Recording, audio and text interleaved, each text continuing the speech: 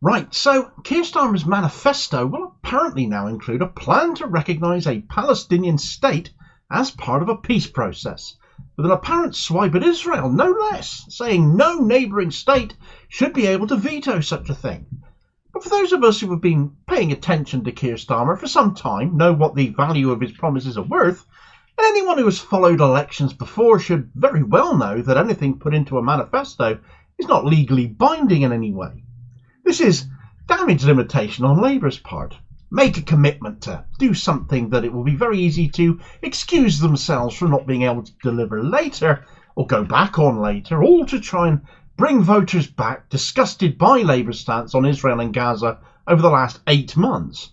Not doing this before now, waiting until an election has been called, and knowing the damage those 8 months of standing resolutely with Israel as they commit genocide exposes just how cynical a move this is. And therefore this should be seen for what it really is: Keir Starmer's desperation to claw back votes he evidently feels he cannot in fact afford to lose, but don't for one moment trust that he'll deliver on this once he's had your vote. Right, so Keir Starmer's manifesto is apparently going to include a plan to recognise a Palestinian state as part of a peace process. This is something it's very easy for him to pledge, but functionally impossible for him to deliver in any meaningful way. If he became Prime Minister, as seems likely, he still won't be a main or significant driver in any peace process. It will fall to the UN to recognise a Palestinian state on a global scale. Getting that passed as part of a peace process that they would be instrumental in overseeing and delivering in no small part. And sure, the UK will be part of that, as with the US, which, whether it is still genocide Joe Biden in charge, certainly for at November and nothing has moved, or if it's Trump, assuming he isn't behind bars by that point, it's very unlikely the US would support such a thing, no matter who's in charge there. Now, what could Keir Starmer do? What could he pledge to do, as far as his pledges are worth anything? Well, that would be for the UK itself to formally recognise a Palestinian state, wouldn't it? Of course, we can do it ourselves. Most of the world already does that on individual national bases. It's mainly just in the West that countries predominantly do not recognise a Palestinian state. Israel is a Western project, let's not forget. But Starmer hasn't specifically said that, at least not as far as is being reported at this point. The manifesto will be unveiled in the coming days, we know, and we will then be able to see the precise wording of it for ourselves. But all that is being said right now is that state recognition would happen as part of a peace process. So he's already put a condition on it, that until a peace process is underway, this isn't something we do anyway. How much will a Labour government help that peace process along? Starmer, as we know, is a Zionist without qualification. You have various pro-Israeli interests in position of authority and power throughout his regime, such as Israel lobbyist Luke Akehurst, not only trying to become an MP again, but is on the National Executive Committee as well, and indeed was at the Clause 5 meeting, as it is called, of people to sign off on the manifesto, try and make changes and influence things if they can. And indeed, that can also tell us a thing or two about Labour intention and commitment to recognition of a Palestinian state. For example, what remains of the left of the Labour Party also had a presence at the Clause 5 meeting, though apparently succeeded in getting absolutely nothing they were championing pushed through, and included at all, they got vetoed at every turn, and one of those vetoes was in relation to this Palestine plan that has been put on the table, because fundamentally there's no reason to have to wait for a peace plan to be enacted to do the right thing and finally recognise a Palestinian state and award them the full rights and protections equal to those Israel already has. That arguably could help bring that peace process about further. The UK doing such a thing, as Ireland have done recently, as of Spain and Norway, sends a message and puts pressure on other countries to get real and stop viewing Palestine as something less than a nation in its own right, especially given British history in reducing Palestine to what it has become at the mercies of the Israeli state in this day and age. I would personally argue we owe it as a nation to Palestine more than anyone else. But Starmer vetoed that. No immediate recognition of a Palestinian state. Therefore, he is caveating it, and it will remain caveated. He is putting preconditions on that recognition. Certain things will have to happen before he will consider going down that road. Things that will arguably be entirely out of his hands. So on the face of it, this is something very easy for Starmer to pledge himself to, that becomes even easier to welch on later when a true peace process doesn't come to pass. You have to bear in mind here that there has been no peace between Israel and Palestine since Israel was created.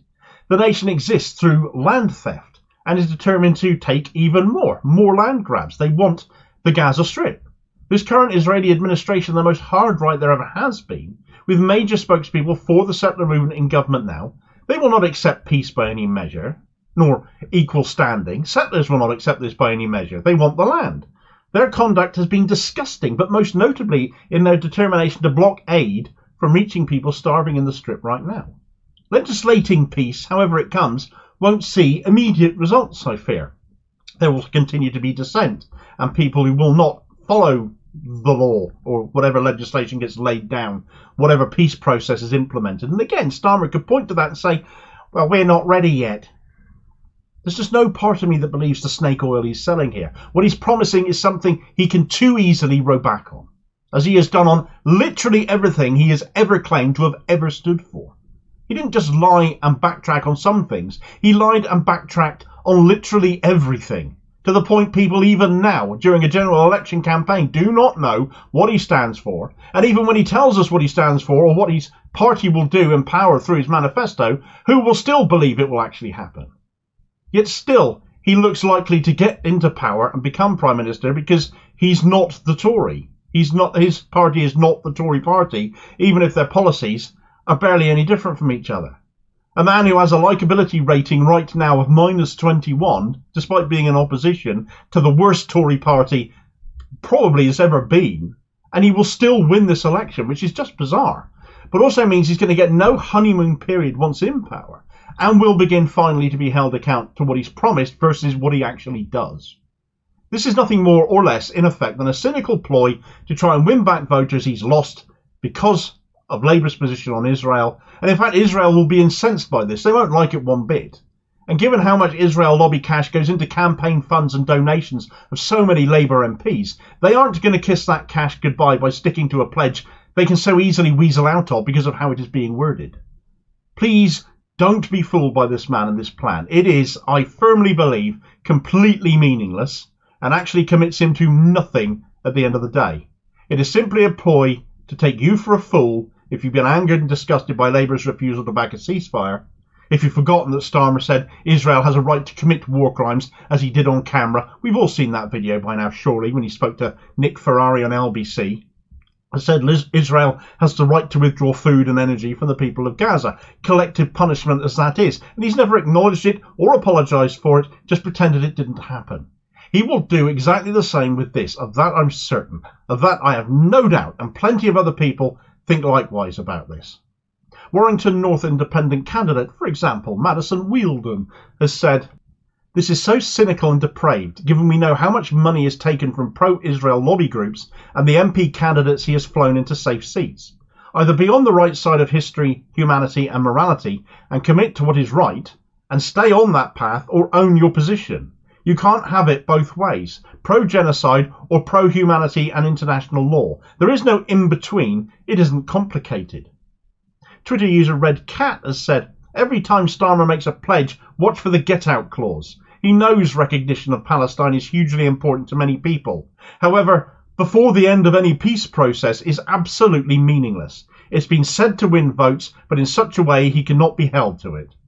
And lawyer and former Northern Ireland politician Duncan Shipley Dalton has said, "A comfort blanket for Starmerites means nothing if recognition dependent on agreement in peace process, as Israel has no intention of ever agreeing a deal.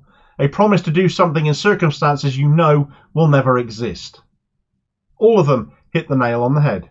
Starmer has lost so much support over the issue of Israel and Gaza, he's now desperate to do or say whatever it takes to win some back by saying something he doesn't mean and can easily wriggle out of.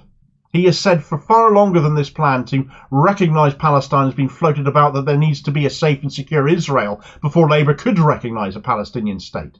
But that's taking a side, because it makes just as much sense to say there needs to be a safe and secure Palestine before Labour can recognise Israel isn't an absolute pariah. It's just that one side has cash that his party, his MPs, are happy to take in exchange for support.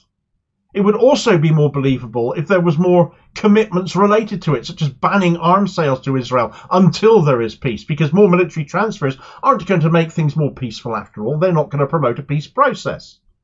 Starmer has lost support, most notably in areas with large Muslim populations where he is at risk of losing Labour-held seats, even as he makes gains elsewhere. And all of it comes off the back of Israel and Gaza. And one MP that is now especially vulnerable is Labour friend of Israel, Jess Phillips, which I'm sure is heartbreaking for those familiar with her.